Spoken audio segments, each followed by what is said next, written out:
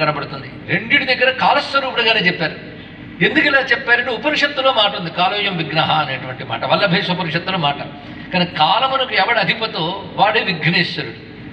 కాలం మనకు రెండు రూపాలతో కనబడుతుంది, అనుకూలం ప్రతికూలం. అది ఏమిటండి, మీకు అన్నీ ఉండి కూడా మొహం ఎందుకు అలా ఉందండి అని అడిగేటవాడు. డబ్బు ఉంది, అందరూ కోరుకునేవన్నీ ఉన్నాయి, కానీ తమ మొహం ఎలా ఉంది ఎందుకంటే టైం బాగోలేదండి అంటాడు. అది కూడా బాగుండాలి, అన్నిటికంటే కాలం బాగుండాలి.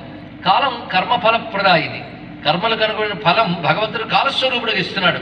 కాలం భగవంతుడి స్వరూపంగా తెలుసుకోవాలి. తాను కాలాతీతుడైనా కాలము ద్వారా లోకాన్ని నియమిస్తున్నాడు కనుక కాలమే లోక నియామక శక్తి. కాలాన్ని ఎలా చూడగలమంటే పరిణామ రూపంలో చూడాలి అన్నాడు. పరిణామం అంటే మార్పు. కాలం కనబడుతుందండి, అది ఐన్స్టైన్ కూడా కాలం అంటే 4th డైమెన్షన్ అన్నాడు. మిగిలిన 3 కనబడుతున్నాయి మనకి, అంటే పొడవు వెడల్పు ఎత్తు కనబడుతున్నాయి. కాలం 4th డైమెన్షన్ అన్నాడు. గొప్ప విశేషం అది ఇక్కడ. కానీ కాలం అనేటువంటిది విశ్వానికి అంతటికీ అతీతంగా ఉంటూ విశ్వాన్ని నడుపుతుంది. అందరూ కాలబద్ధులే, పిపీలకు అది బ్రహ్మపర్యంతం కాలబద్ధులే. కానీ కాలం అనే దాన్ని పట్టి నియమిస్తున్నాడు. కానీ కాలమే ఒక రకమైన విఘ్నరూపం. చక్కగా సాగిపోతుంటే కాలానికి అనుకూలంగా మళ్ళీ వెనక్కి రావడము ముందుకెళ్ళడము జరుగుతుంది. కానీ కాలం బట్టి మార్పు అనేది జరుగుతుంది. కానీ కాలమే విఘ్న రూపంలో ఉన్నది. కానీ కాలానికి బద్ధులైన వాళ్ళందరూ విఘ్నానికి బద్ధులే.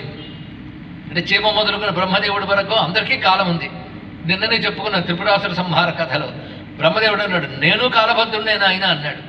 కాల అతీతుడు ఎవరంటే పరమాత్మ, అంటే కాలాతీత విఖ్యాత అన్నారు ఇక్కడ. కనుక సృష్టిలో అందరూ కూడా కాలబద్ధులే, కాల అతీతుడు కాల నియామకుడైన.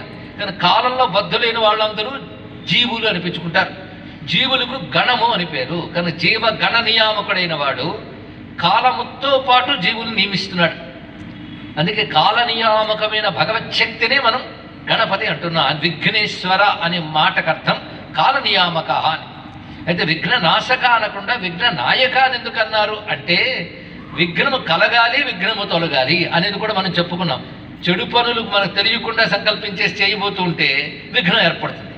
తర్వాత అనుకుంటాం అది చేసేసి ఉంటే ఎంత ప్రమాదం అయ్యేదో, అది ఎవడో భగవంతుడు ఆపేయడండి, ఆపడం మంచిదేంది కదా. అప్పుడు తెలియదు.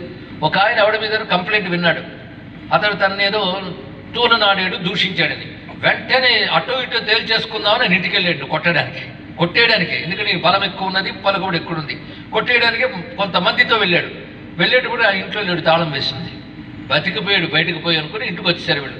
కొంతకాలానికి తెలిసింది అతడిది ఏదీ దోషం లేదు, తాను విన్నటువంటిది కేవలం కల్పితమే అని తెలిసి అప్పుడు అనుకున్నాడు, నేను వెళ్ళినప్పుడుగా నా తాళం తెరిచి ఉంటే నా చేత పాపం జరిగేది కదా అనుకున్నాడు. ఇప్పుడు చెప్పండి, విఘ్నం మంచిదా చెడ్డదా? అలా విఘ్నం గురించి మనం ఆలోచించాలి. అందుకే స్వామిని విఘ్న నాయక అన్నారు, విఘ్న నాశక అనుకుంటే చాలా బాగుంది ఇక్కడ. కానీ ఆ విఘ్నతత్వం చాలా విశేషం. కనుక విఘ్న రాజు ఆయన. నేను హేరంబ చెప్పుకున్నాం, ఇవాళ విఘ్నరాజ గణపతి. అయితే హేరంబకు అర్థం గుర్తుంది కదా, మరొక్కసారి మననం చేసుకెళ్ళిపోదాం. హేశ్చ శివస్య సన్నిధం రంభతే క్రీడతీతి హేరంబ. శివ సన్నిధిలో ఆడుకునేవాడు. కానీ పురాణంలో మరొక అర్థం ఉంది, అందుకే వెనక్కి వెళ్ళాం అది చెప్పుకోవడం కోసం.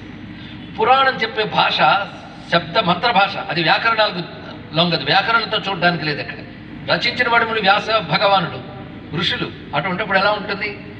దీనార్థవాచకో హేశ్చ రంభ పాలకవాచక పరిపాలకంచ దీనానాం హేరంబం ప్రణమామ్యహం అని బ్రహ్మవివర్త పురాణంలో వాక్యం. ఇక్కడ హే రంభ, రంభ అంటే పాలకుడు అర్థం. హే శబ్దము దీనత్వము అని అర్థం, అంటే దీనులు అని అర్థం. దీనులకు పాలకుడెవడో అతడు హేరంబుడు అన్నారు. దీనులు అంటే అసహాయులు, సహాయం లేని వారిని నేనున్నానని రక్షించే దైవము హేరంబ. కనుక హేరంబ గణపతి అంటే మనల్ని రక్షించేవడం ధైర్యం వస్తుందని. లేదంటే నాకు సహాయం ఉంది కనుక హేరంబడు అక్కర్లేదంటే ఏ సహాయాన్ని నమ్ముకోగలవండి?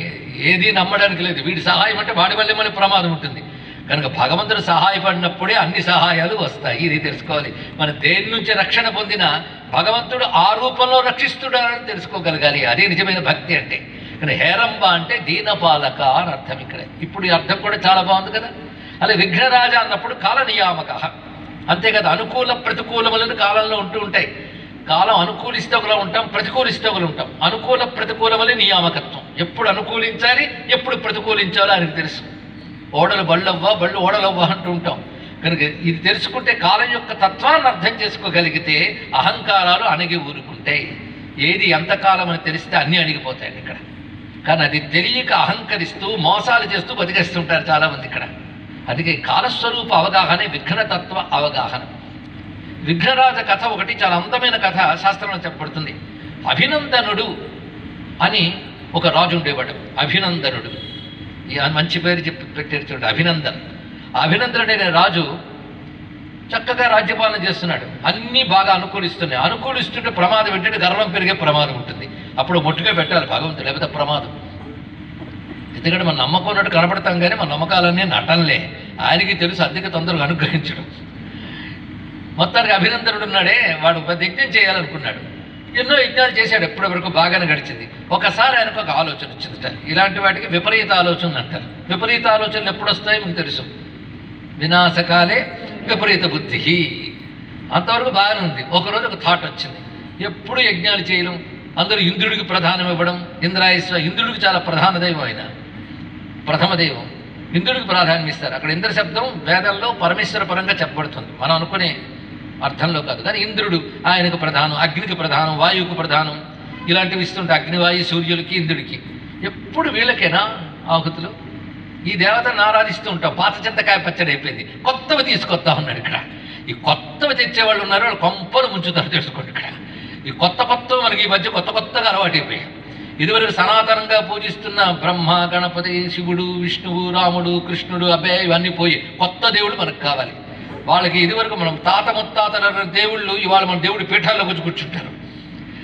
వాటికి భక్తులు పొలోమని పరిగెత్తడం. ఆ 7 రోజుల్లో వాళ్ళకు రోజు కేటాయించడం, వాళ్ళ మీద ఎవడో పుస్తకం రాస్తే పట్టుకు పారాయణ చేయడం. భగవద్గీత లేదు, రామాయణం లేదు. ఇవి తయారవుతున్నాయా లేదా? దీనికి తోడు ఎవడో ఒక మాయ చూపించాడని కానీ వాడు మురిసిపోయి 10 మంది తయారవుతారు. 10 మంది మరో 10 మంది మూర్ఖులు తయారు చేస్తారు. వీళ్ళెవరికి వాళ్ళు తయారవుతుంటారు. ఇంకొంతమంది తయారయ్యి మేము కుమారీలం అనుకుని బయలుదేరుతారు. వాళ్ళు చేసే పని ఏంటంటే అసలు ఈ ప్రపంచంలో అందరూ భగవంతుడికి పుత్రులే కనుక పెళ్లిళ్ళు చేసుకోక్కర్లేదు, కుటుంబాలు చేయక్కర్లేదు అంటూ వేద విరుద్ధమైన పనికి వాళ్ళు మాట్లాడి మనం రోజు పూజించే భగవత్ పూజ నుంచి బయటపెట్టేస్తారు. ఇలాంటి కొత్తవి కొంపలు ముంచును. కానీ మనకేంటంటే కొత్తవి రాగానే ఎక్కిపోతాం. అది వచ్చింది పాత. ఇక్కడ ఇవన్నీ పాత అయిపోయాయి కదా. ఇదేమిటంటే మనిషే పాతవాడు. ఇలాంటివి కలియుగంలో మరింత ఎక్కువైపోతాయి. కానీ అభినందనుడికి ఐడియా వచ్చింది, ఏమని? ఎప్పుడు పాత పద్ధతిలో హోమాలు ఏంటి, వెరైటీగా హోమం చేద్దాం. ఇందులో ప్రధాన దేవత నేనే. నీకేం మంత్రం ఉందయ్యా? ఇంద్రుడికి మంత్రం ఉంటే మీరందరూ పండితులు నా మీద మంత్రం రాయలేరా అన్నాడు.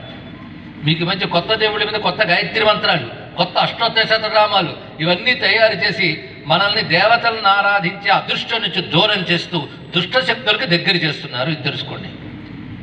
ఎంత చెప్పినా మారతారంటే కల్లో మారరు. కానీ చెప్పాల్సిన వాళ్ళు చెప్పకుండా ఊరుకోకూడదు కదా చెప్తూ ఉంటారు.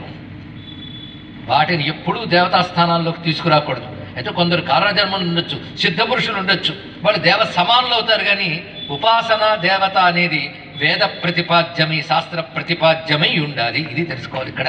అందుకే వేద వేద్యుడు